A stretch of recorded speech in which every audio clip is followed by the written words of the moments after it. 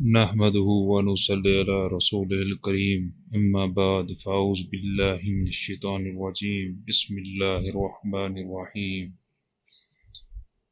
دوستو، آج ہم شروع کرتے ہیں حضرت سید شیخ عبدالقادر جیلانی محبوب سبحانی کی مشہور زمانہ تصنیف فیوض یزدانی ترجمہ الفتح الربانی کی پہلی مجلس کا دوسرا حصہ۔ آپ فرماتے ہیں، صاحبو اللہ کے ہو جاؤ جیسا کہ نیک بندے اس کے ہو گئے تھے، یہاں تک کہ اللہ تمہارا ہو جائے گا جیسا کہ ان کا ہو گیا تھا۔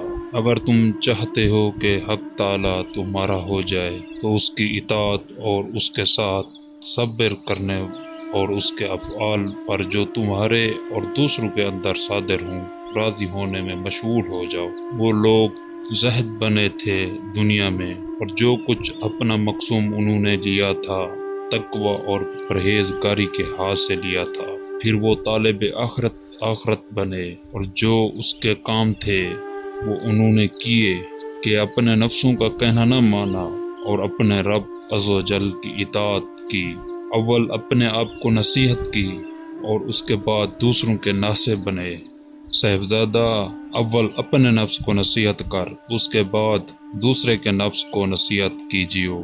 خاص اپنے نفس کی اصلاح اپنے ذمہ لازم سمجھ، اور جب تک تیرے اندر کچھ بھی اصلاح کی ضرورت باقی رہے دوسروں کی طرف مت جھک۔ تجھ پر افسوس ہے کہ خود ڈوب رہا ہے، پھر دوسرے کو کیوں کر بچائے گا؟ تو خود اندھا ہے، دوسرے کا ہاتھ کس طرح تھامے گا؟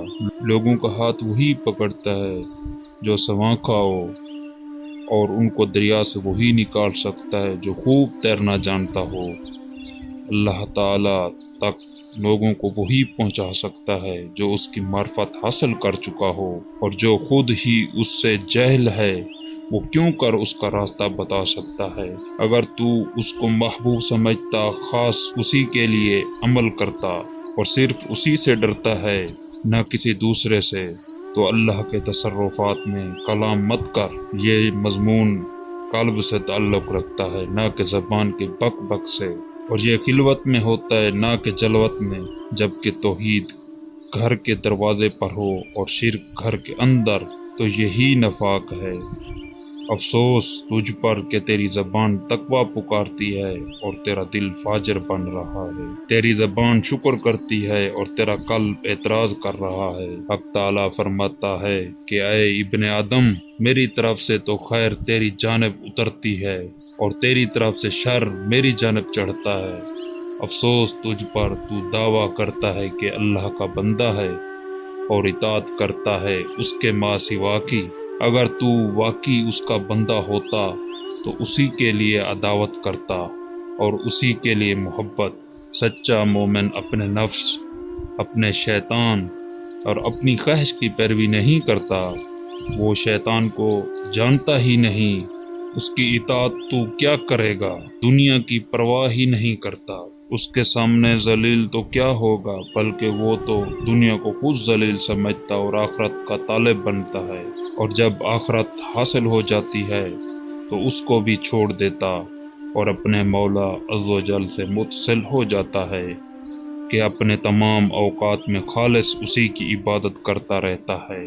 وہ اللہ عز و جل کا ارشاد سن چکا ہے کہ لوگوں کو نہیں حکم دیا گیا مگر اسی کا کہ وہ اللہ کی عبادت کیا کریں، اسی کے لیے عبادت کو خالص بنا کر اور یکجہت ہو کر مخلوق کو خدا کے ساتھ شریک کرنا چھوڑ دے، اور حق تعالی عز و جل کو یکتا سمجھے۔